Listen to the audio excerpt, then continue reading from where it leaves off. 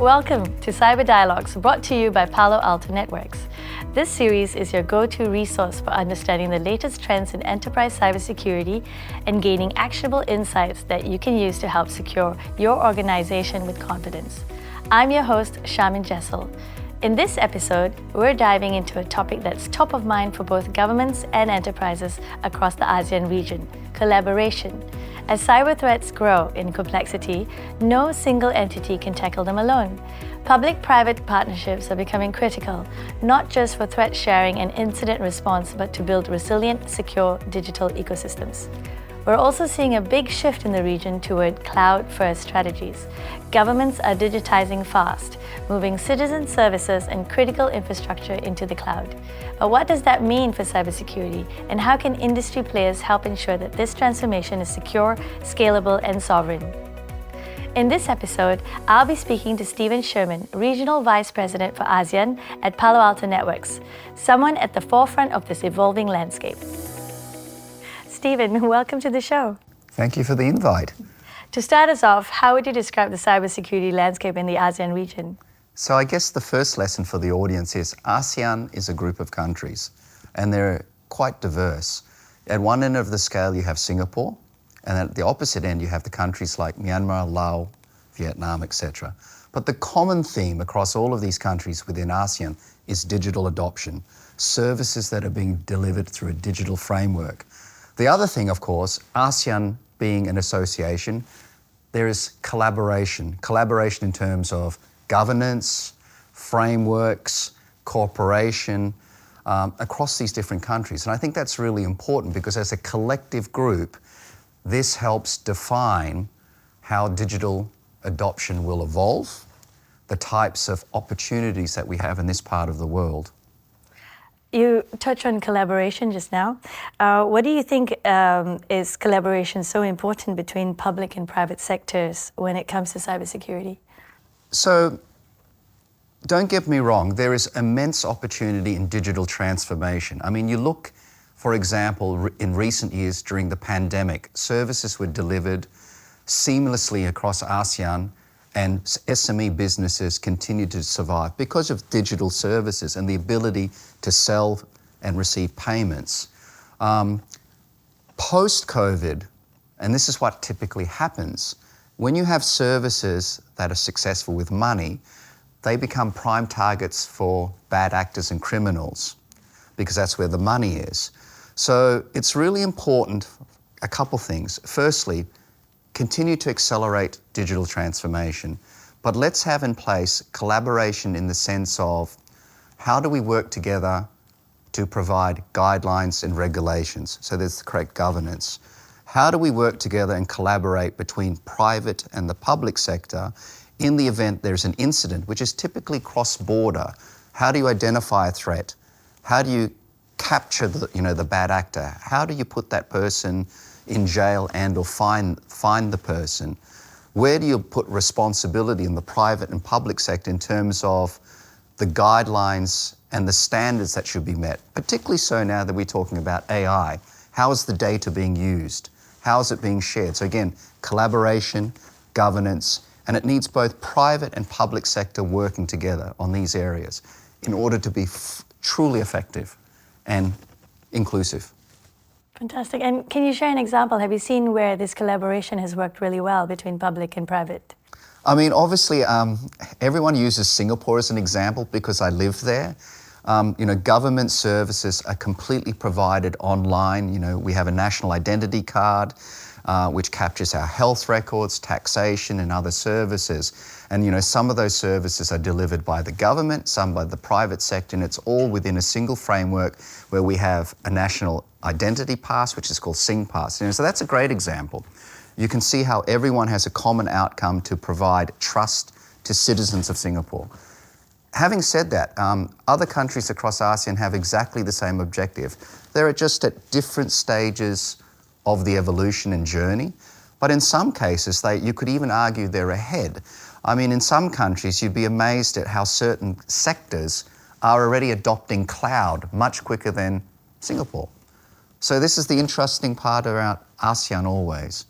I'm in Malaysia today, and Malaysia's the chair at the moment for ASEAN, and Malaysia's taking a very prominent role in terms of talking about AI.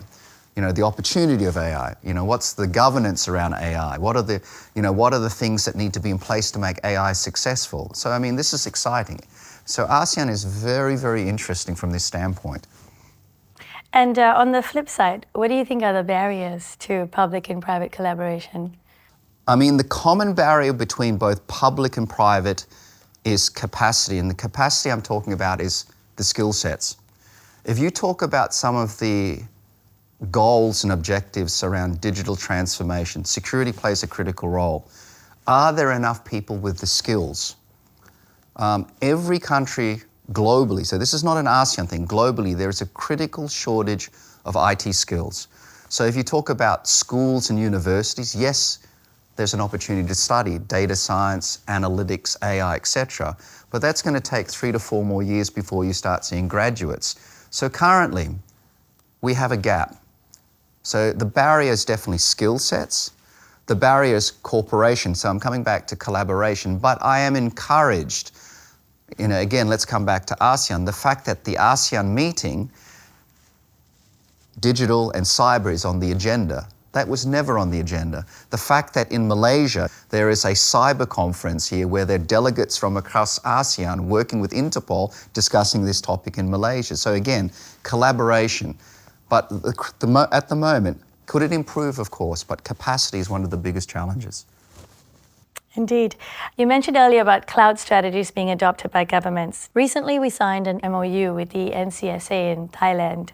With several ASEAN governments adopting cloud-first strategies, what do you think are the key cybersecurity considerations that governments must address as they move more services to the cloud?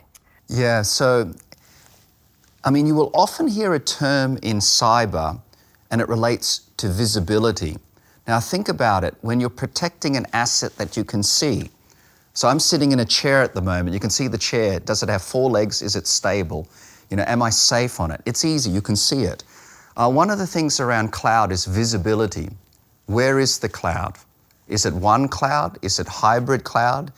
Is it multi-cloud, etc.? So the first thing is the visibility part. That's a huge challenge. The next part of the challenge is cloud is all about moving applications to the cloud. So there's questions around how has the application been developed? At the code level, is the code being used secure or could it be compromised? Now, the problem we have in the world at the moment is we have a culture now where we want things very, very quickly.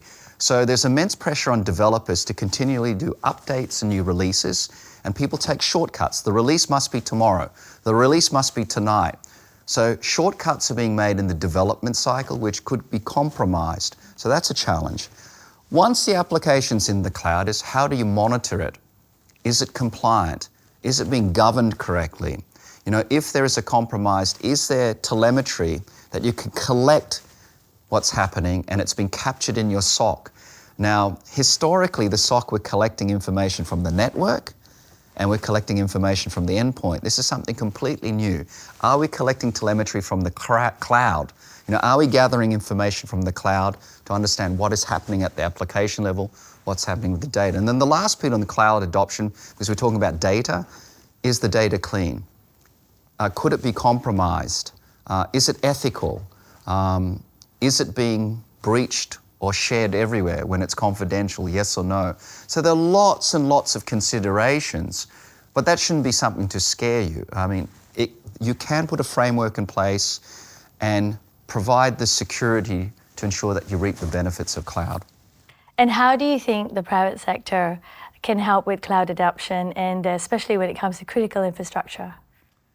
Yeah, so the private sector definitely has a role because, in ASEAN, again, it's quite kind of interesting.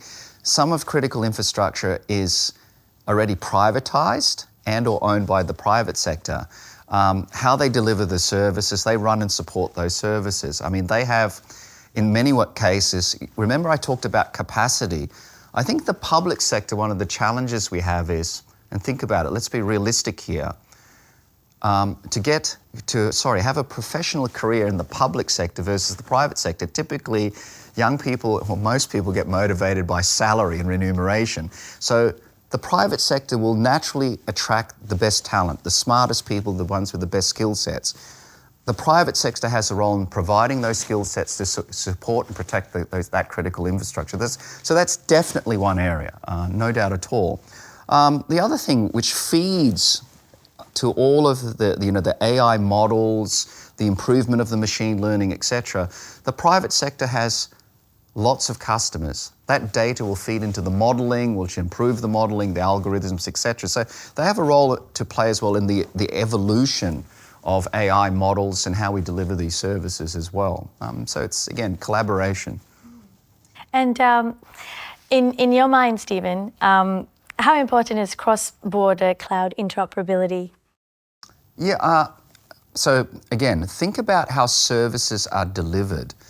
So ASEAN, firstly, have companies that operate across the region. So customers, their clientele, are moving across the region. That data is not residing in a single place. So cross-border collaboration is key. Also, because don't forget, criminals and bad actors, they do attacks across borders. So again, it comes to sharing and collaboration.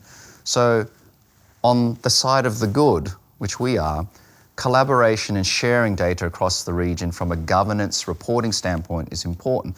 Interoperability is also important because, to have the same standards and then the same baseline and reference points. The fact that you might be using this, I'm using this particular standard. If the standards aren't the same, we're not on the same foundation in terms of comparing, and you've got to have the same baseline in order to have the same level of compliance and consistency.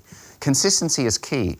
If you don't have consistency in a standard configuration, that variance allows a hacker to take advantage. So this is key. Consistency is key. Consistency, visibility. Fantastic. Stephen, the one step you'd like to see government and the private sector take to foster stronger collaboration? Yeah. I want to open with a very positive statement. I'm highly encouraged. So we say, what's a positive step? I think the positive steps have started. The fact that certain countries now have a digital ministry, this is a big thing. Let's not make a small, that's nothing special. That's really important because it demonstrates the importance and commitment. Industry, both private and public, getting together to have events to discuss the threat landscape, the challenges they're facing, be it make capacity to skills, understanding solutions, new threats, etc. Collaboration is key. The goal of everyone getting together is to protecting your assets, protecting your crown jewels, protecting your citizens, protecting your customers, protecting Malaysia. At the end of the day, Malaysia boleh. Protecting ASEAN. And ASEAN, of course. And look, these events allow the public and private sector to come together to collaborate, to share information about the threat landscape, information about new ways of protecting your organization, your business, your citizens, your customers, and protecting ASEAN. Ultimately, that's what this is about. So, looking ahead, what are you most optimistic about for this region when it comes to cybersecurity? Well, I am really, really excited about the future because if you look at the last 6 to 12 months, cyber, not only the bad stories, the positivity around the opportunities has been very, very prominent. Organizations, both private and public sector, working together. Governments leaning in to give guidance on policy and frameworks. This is excellent. At the ASEAN level, cyber being on the agenda. Collaboration not only within ASEAN but globally, with ASEAN at the seat at the table. Universities focusing on the fact that there's an opportunity to address the capacity issues. There's degrees in AI, computer science, cyber. So all of the response, what we see from the market and in daily life is positive. Everyone recognizes the opportunity. So it's full steam ahead. Is it easy? No. But the response has been resoundingly positive. And that's an exciting thing for everyone in ASEAN. And it's an exciting place to be now because everyone always, I think, refers to the US and elsewhere in the world as being progressive. I think what's happening in ASEAN is truly world-leading. That's great. Stephen, thank you for joining us today and for your collaboration. Thank you for collaborating. Thanks everyone for tuning in. Join us again on Cyber Dialogues brought to you by Palo Alto Networks as we continue to explore the ever-changing landscape of cybersecurity across the Asia-Pacific and Japan region.